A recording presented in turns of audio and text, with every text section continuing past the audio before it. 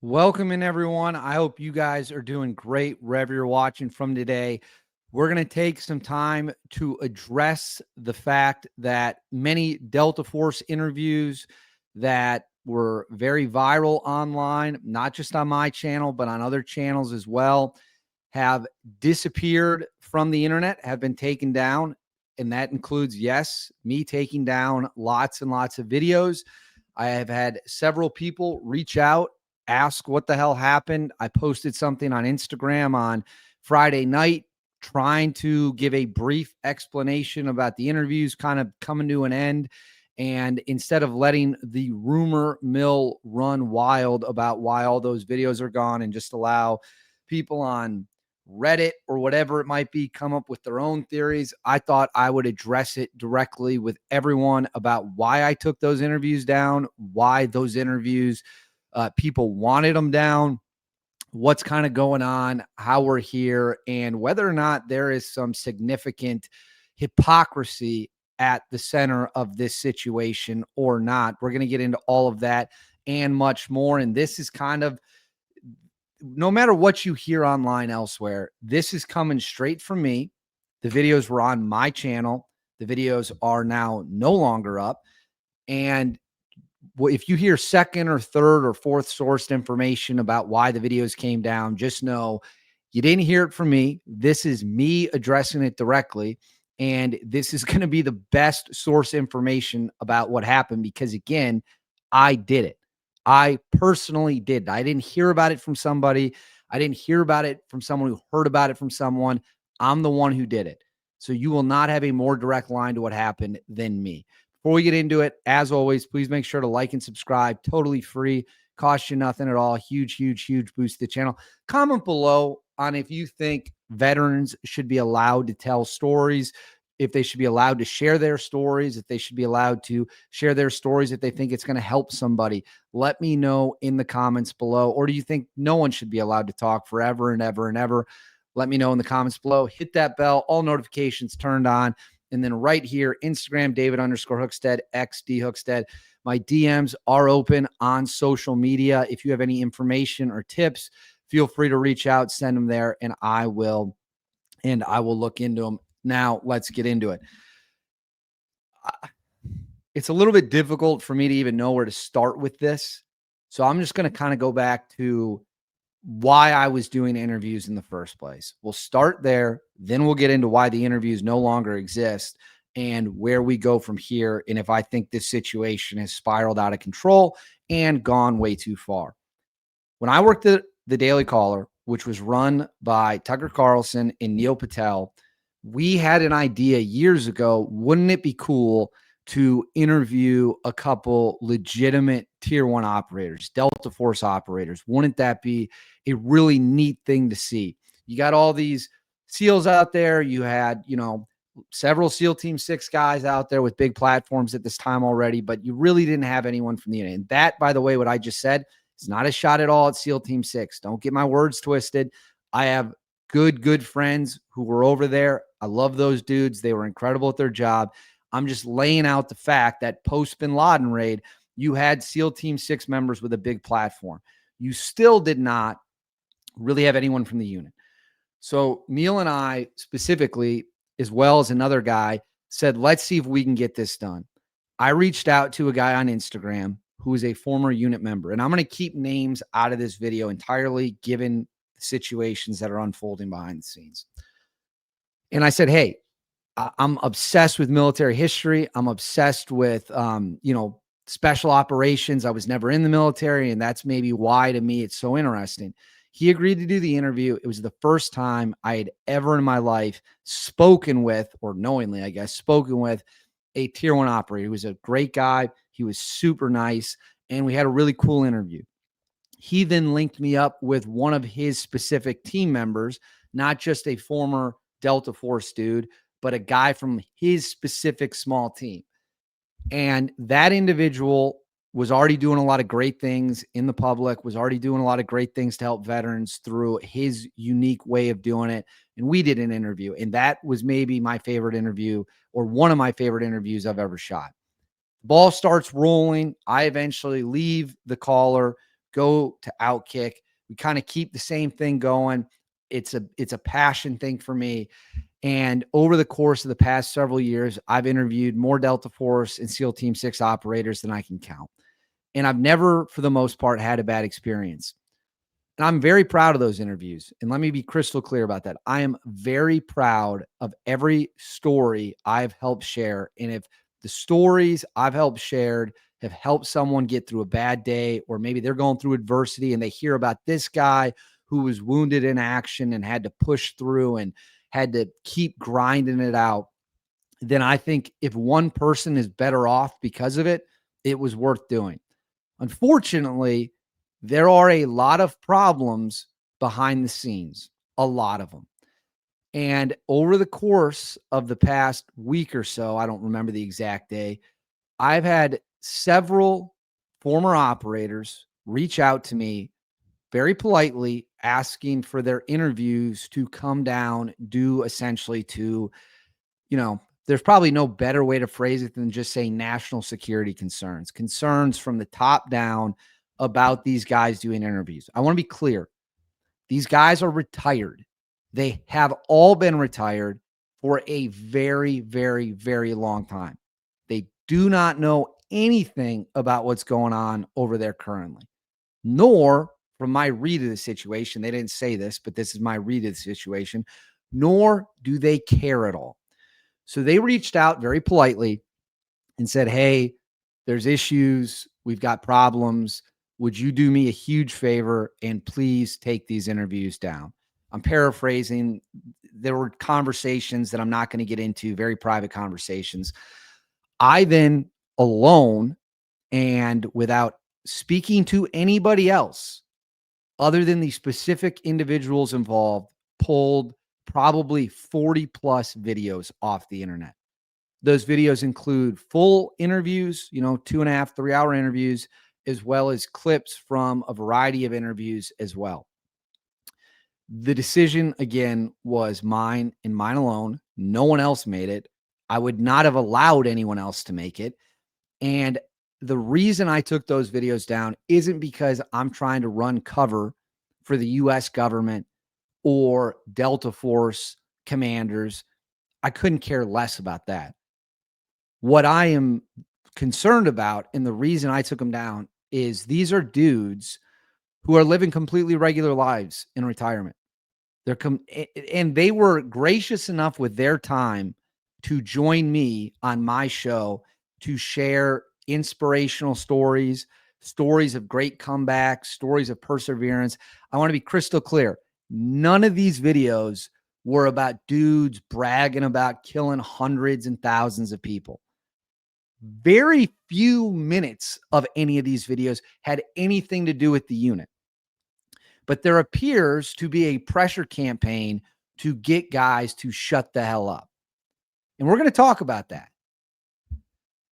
And it's a little disheartening because I put a lot of time and effort and I thought there was a lot of historical value in that. But at the end of the day, the trade-off is this.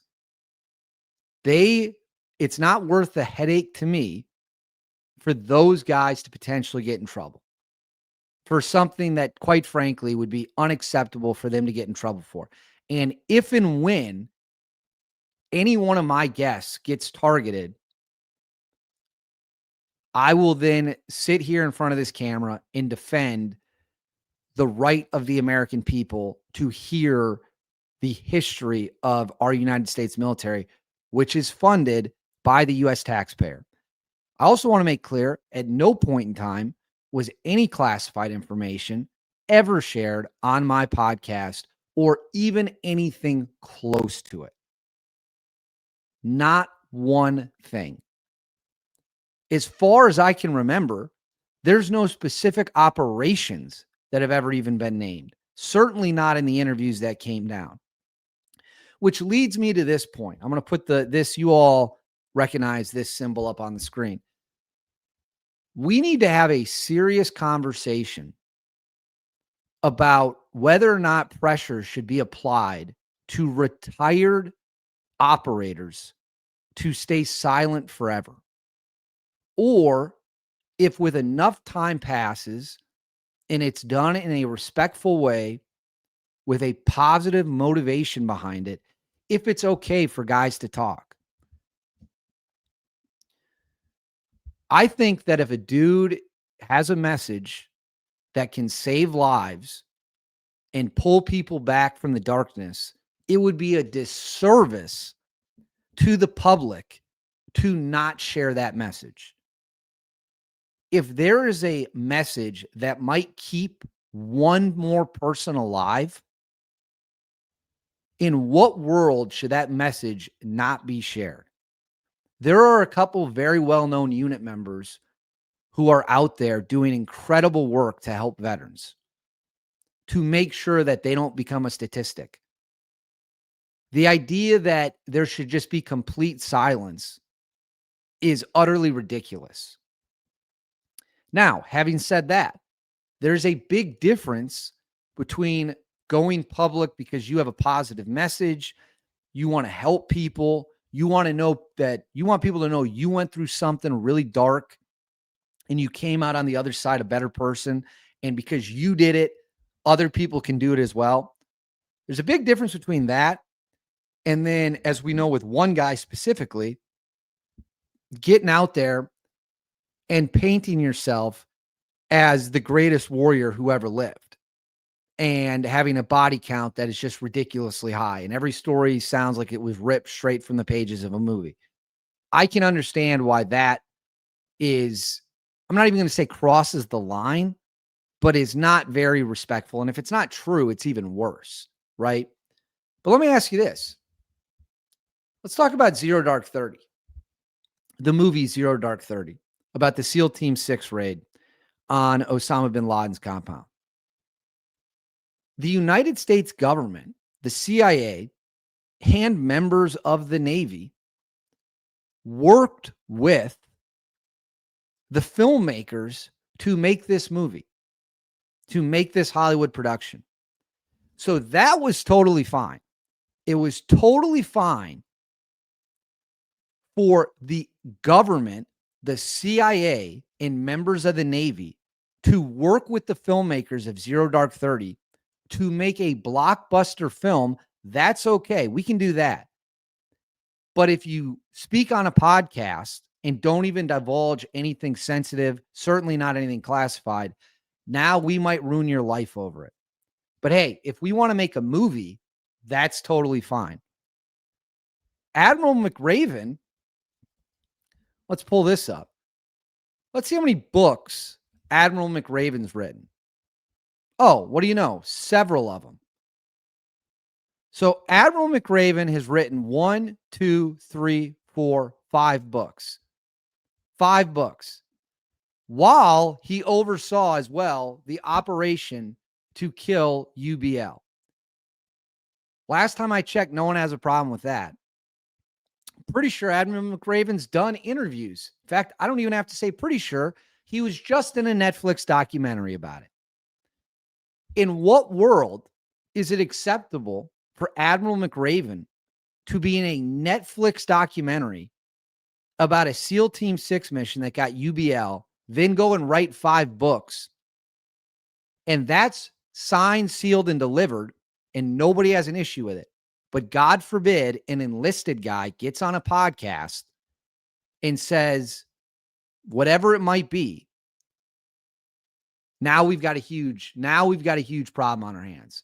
Does that make any sense to any of you? Does that sound consistent to any of you? Or does it sound like rampant hypocrisy? I'll give you another example. Black Hawk Down. Black Hawk Down is one of the most successful movies ever made. Successful war movies ever made, for sure. If you don't count Band of Brothers, because it's technically a miniseries, Black Hawk Down might be the most successful war story ever put on film. And it's a great movie. And it highlights the sacrifice of the Rangers and the Delta Force operators in Mogadishu in 1993. Government has no issue with that. Government has no issue with the fact that it worked with, and the Army worked with, the filmmakers of Black Hawk Down, despite Tier 1 members being involved in the operation. That's promoted. It's talked about, it's celebrated, but God forbid a member of the unit gets on a podcast to talk about overcoming an injury. We can't have that. That won't be tolerated. That won't be allowed. But hey, we want to go make a blockbuster movie about unit members, flood them with resources, give them helicopters, give them Humvees, give them technical advisement. Let them come to Fort Bragg and train with us and film it. Yeah, that actually happened. This is not me speculating. You can find the videos on YouTube. You can see the interviews with the cast members talking about it. So the government had no issue with that. That wasn't a problem. Zero Dark 30, not a problem. But a dude goes on a podcast and they threaten to railroad him over it. No matter what he said, they don't care. I think people need to take a long, hard look in the mirror and ask themselves, does this seem like we're being consistent? Does this seem like we're upholding the standards of America? And to be clear, if an active duty operator went on the internet and divulged sensitive ongoing operations, putting his teammates' lives at risk, that would be 1,000% unacceptable. And that leads me to this part. I don't know this for a fact, but I'm fairly confident Seth Harp's little book, especially the parts about Courtney Williams and the level of detail they went into about undercover stuff. And I'm not even going to repeat it here because it serves no good, plays a huge role in the situation we have now found ourselves where I'm taking interviews down. That pushed people over the edge. And unfortunately, we are now seeing a reaction that cannot possibly be justified through logic and reason. Lastly, the United States military is taxpayer funded.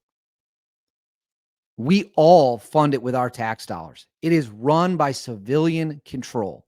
The president of the United States is a civilian. It is overseen and has oversight from Congress, which controls its budget, who are what? Elected by civilians. That's the system we have. And I find it quite odd that anyone would think that the public doesn't have a right to know anything at all whatsoever at any time. Don't ask questions. Keep your mouth shut. Last time, to quote the great Mike Leach, last time I checked, we're the ones writing the fucking checks. And I don't say that to be lippy. I don't say that to be flippant. I say that because we are a country where with a civilian control structure of the United States military. We also have the First Amendment, and we have freedom of speech and freedom of expression. And that doesn't just go away because a guy sitting at Fort Bragg or a dude sitting at the Pentagon doesn't like people doing podcasts where nothing sensitive, nothing classified, and nothing over the top is discussed. I think it is a really disappointing situation, which leads me to this. I am done doing military interviews for the time being until this situation blows over. And I'll probably return at some point, but it's not going to be for a little bit. I am thoroughly disappointed with the actions that have been taken. That is not directed at any of my guests. I've loved every guest I've ever had other than a couple who just didn't tell the truth, but nothing I can do about that now. And I wish positive stories would continue to be shared, but that ain't happening now. Now, everyone has been scared to the point they don't want to say a word, no matter what it might be about. You know, like every action has a equal and positive reaction. And the pendulum is eventually going to swing the other way. It's swinging in a bad way now. Eventually, it's going to swing back. And I'll be curious to see what information comes out when that happens. So that's the truth. That's exactly what happened. You're hearing it directly from me. You're not hearing it from someone else. I took the interviews down after being asked to by a handful of people. I made the decision alone. Nobody told me to do it. No one pressured me to do it. I did it as a favor to those guys, knowing what they are going through. And what they're going through, to put it bluntly, is bullshit. So I will leave you all with that. I want to know your comments below. Please make sure to like and subscribe. Totally free. Cost you guys absolutely nothing. Hit the bell. All notifications turn on right here. Instagram, David_Hookstead, X D Hookstead. If you have any tips at all, please send them there and I will look into them. I hope you guys all have a great day.